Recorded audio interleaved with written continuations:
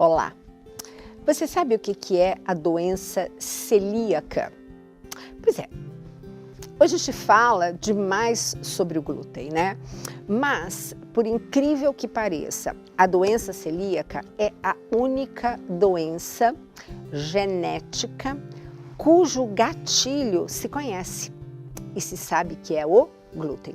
Então, quem tem genética para desenvolver essa doença celíaca, a partir do momento que tomou contato com o glúten, esse gatilho dispara. E foi muito interessante porque foi lá no final do século XIX que se descobriu a tal da doença celíaca, que é uma doença que afeta principalmente toda a parede intestinal. E aí, vocês já viram, né, que eu já falei, já mostrei, que no nosso intestino é como se nós tivéssemos um tubo revestido por um carpete. Aí você olha o carpete de longe, ele parece liso, só que quando você chegar perto, ele é cheio de pelinhos, né? Por quê? Que são as vilosidades para aumentar a área de absorção. E o que acontece na doença celíaca? A partir do momento que esse glúten entra em contato com a parede intestinal dessas pessoas, começa a ter uma inflamação e um achatamento. É como se a gente fosse ter um pneu careca. Sabe aquele tapete que perdeu o pelo e ficou só aquela trama? Fica assim.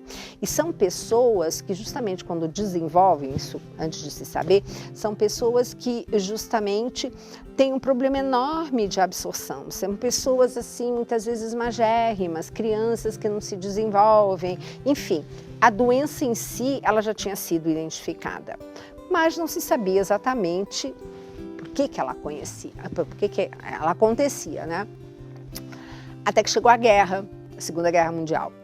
Durante a Segunda Guerra Mundial, a Holanda foi um dos países que teve assim um sofrimento enorme em relação à restrição alimentar, porque foram assim, tudo aquilo que chegava até eles foi barrado. Então, eles passaram a não ter mais nada de fora chegando. E uma das coisas que se comia então eram as batatas. Até aí, tudo bem. Passou-se a guerra, quando começou novamente a entrada de alimentos, quem tinha problema com justamente o glúten começou a aparecer. E teve uma situação muito interessante porque um pediatra holandês, ele recebeu uma mãe que disse assim, já sei o problema do meu filho, é a farinha de trigo. E a partir daí já ficou então claro e cientificamente comprovado que o que causa em pessoas predispostas a uma doença autoimune chamada doença celíaca é a presença do glúten. Mas aí vocês vão dizer assim, nossa, mas hoje se fala tanto do glúten. E existe um evento em São Paulo muito interessante que se chama Gluten Free, né? E eu já fui palestrante nos inícios, porque agora eu nem sei em que edição que está, mas logo no começo eu fui palestrante assim, direta nesse evento e coisas assim muito interessantes eu apresentei, como por exemplo o slide de um iceberg, aonde eu mostrava que a pontinha que sai para fora do mar, que é pequenininha, né? Que a gente sabe que o iceberg ele é pequenininho, mas lá embaixo é um monstro, né? Que esse iceberg, a ponta que aparecia era a doença celíaca. E que aquele monstro para baixo, que ninguém via, eram as pessoas com sensibilidade ao glúten. E vocês estão me vendo aí nessa foto com o professor Alessio Fasano.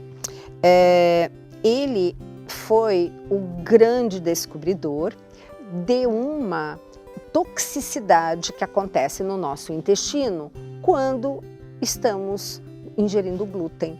Porque o glúten em si é nada mais, nada menos do que a proteína que é formada quando você pega a farinha, coloca água, farinha de trigo, você coloca água e ação mecânica, não faz aquele grude? Muita gente já fez cola com aquilo. Então, aquele grude é o glúten. Só que aquilo começou a aumentar. Por quê? Porque começou-se a fazer cruzamentos melhoramentos genéticos. Isso não tem nada a ver com alimento transgênico, isso é melhoramento genético. Só que um melhoramento genético muito diferente daquele que a natureza faz, como diria o Padre Léo, né? Quando o homem coloca a mão, o encardido está por perto. Então, eu sempre falo para o pessoal assistir um documentário chamado A Verdade sobre o Trigo, que aí vocês vão entender como que foi o melhoramento genético que fizeram desse trigo para ter mais glúten. Gente, numa das palestras que eu fiz no Gluten Free, eu lembro que isso era mais ou menos, até eu fiz uma palestra para uns 400 profissionais da área da saúde e foi exatamente no momento, isso foi mais ou menos abril, e que a partir de agosto saiu uma legislação de que o trigo para fazer o pãozinho nosso de cada dia tinha que ter uma melhor qualidade, isto é, mais glúten. Então, é uma contramão da saúde que com certeza é por conta de que não tem conhecimento a respeito, mas só que aí o que acontece? Nós é que estamos ingerindo hoje alimentos com 20 vezes mais glúten que antigamente. Então nós temos também dois programas Mais Saúde com o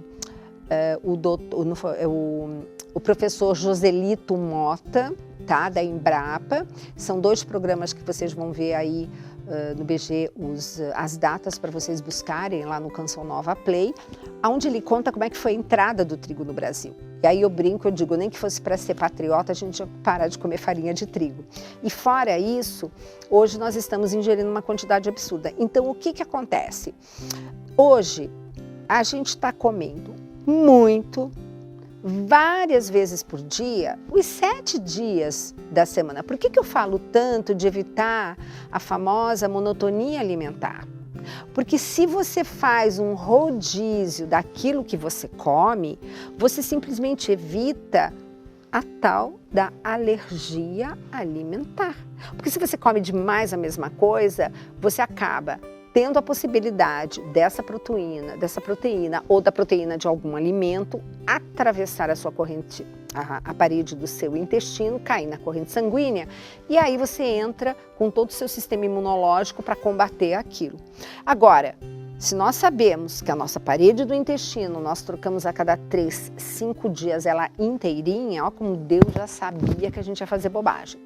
O que acontece? Se eu estou rodiziando, eu vou ter muito menos a possibilidade de ter esse tipo de problema. Mas hoje é unânime. Se você vê o recordatório alimentar de um paciente, gente, é tudo farinha e tudo é laticínio. É impressionante. Aí você peneira ali para ver o que tem de nutriente, cadê? Então, isso é um problema. E a doença celíaca é exatamente isso, e hoje nós estamos tendo pessoas desenvolvendo essa sensibilidade ao glúten. Se bem que, gente, quando eu conversei com o professor Alessio Fasano, ele falou pessoalmente para mim que essa abertura, né, das paredes, das células no intestino, ocorriam em qualquer pessoa que ingerisse glúten. Então, se ingere muito, cuidado, tá? O ideal é o mínimo possível e, se possível, evitar. Então, gente, são coisas assim que são importantes de serem ditas, porque o celíaco já sabe que ele não pode. Agora, o celíaco não pode nem ter cruzamento com esse glúten. Então, um exemplo, você em casa tem uma pessoa que é celíaca, você pegou a manteiga, passou num pão com glúten, por exemplo. Já contaminou. Quando você vai pegar de novo aquela manteiga, para o celíaco está contaminado. Ele não pode. Se você namora uma pessoa celíaca e você comeu glúten, você tem que escovar o dente, lavar bem a boca para poder dar um beijo nessa pessoa. O negócio é sério. Então, essas pessoas, elas têm a sensibilidade ao glúten nesse nível, tá? Nós não. Então, se tem algum alimento com uma contaminação cruzada, tudo bem, não tem problema, não é o caso. Agora, cuidado se você tem algum conhecido, amigo, parente que tenha realmente essa doença chamada celíaca. É bem séria e não pode brincar de ficar deixando alimentos espalhados e contaminados para essa pessoa, tá bom? Então, um beijo grande e espero o seu e-mail, tá? Fiquem com Deus.